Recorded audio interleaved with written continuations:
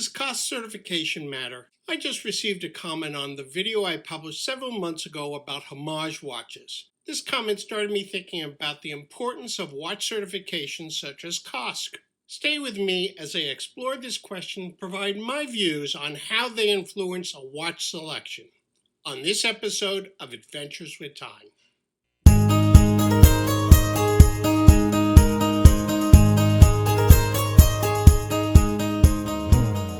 Welcome to another episode of Adventures with Time, where I chronicle my activities and experiences in collecting watches.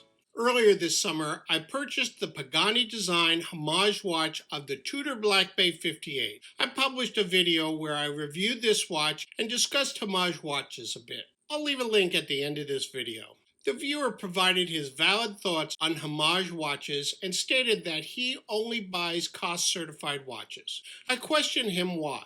His response was that he believed they are usually better built and tested. I really appreciate comments like this. I love hearing about other enthusiast strategies as it makes me think and examine my own collecting strategies. So let's talk about it, and please do add your thoughts in the comments below.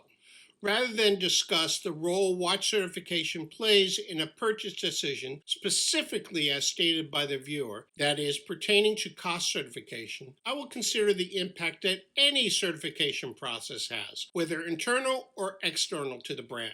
To explain this approach, let me synopsize the various options for watch certification. When talking about watch certification, we need to answer a couple of questions. What is being certified and by whom?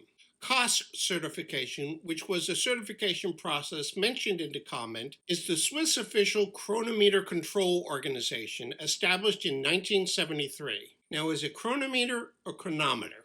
COSC certifies that movements meet the ISO 3159 standards for chronometers. From what I can tell, COSC processes about 1 million watches annually, with Rolex submitting the most movements. COSC testing involves 15 days of testing for accuracy and precision under different positions and temperatures. Important to note here is that COSC is only concerned about the movement and performs their tests on the movement before it is installed into a watch body, and they only test Swiss-made movements.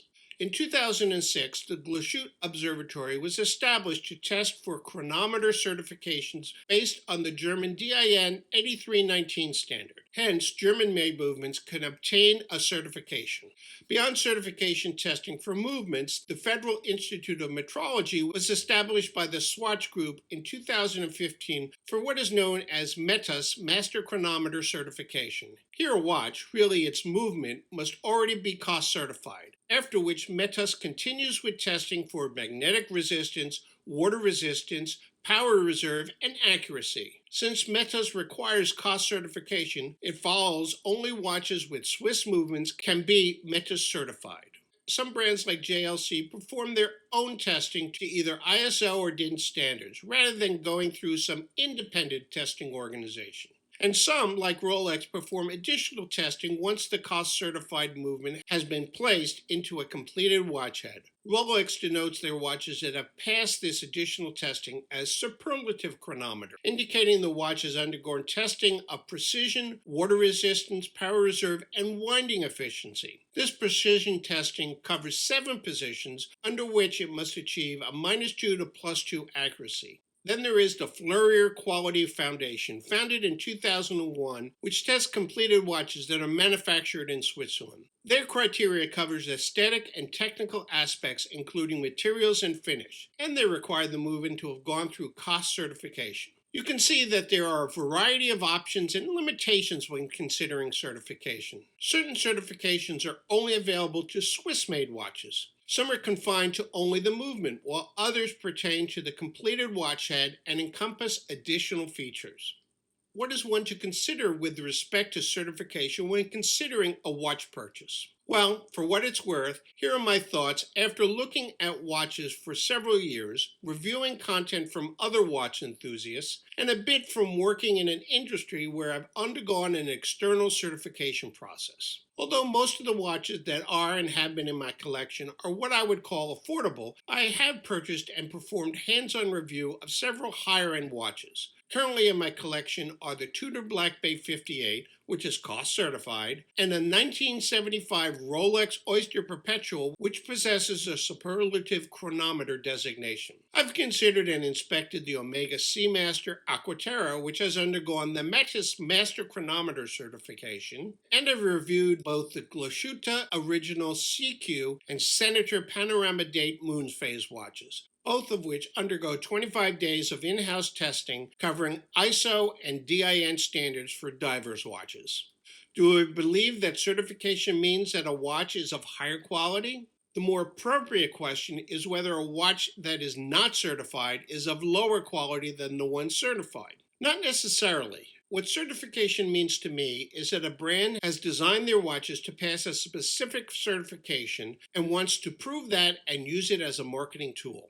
Consider Glashütte Original, who performs 25 days of in-house testing on their watches to meet many of the same standards required by COSC and Metis. Even though they don't use an independent testing organization, I still have confidence in the quality of their movements and watches. I believe that Glashütte Original's quality control tests are just as valid as those done by COSC and Metis, and maybe better. What is more important to me is the quality reputation that a brand obtains in the watch community. Some brands are known for quality regardless of their certification processes. And remember, not all watches are eligible for certification because of their country of origin.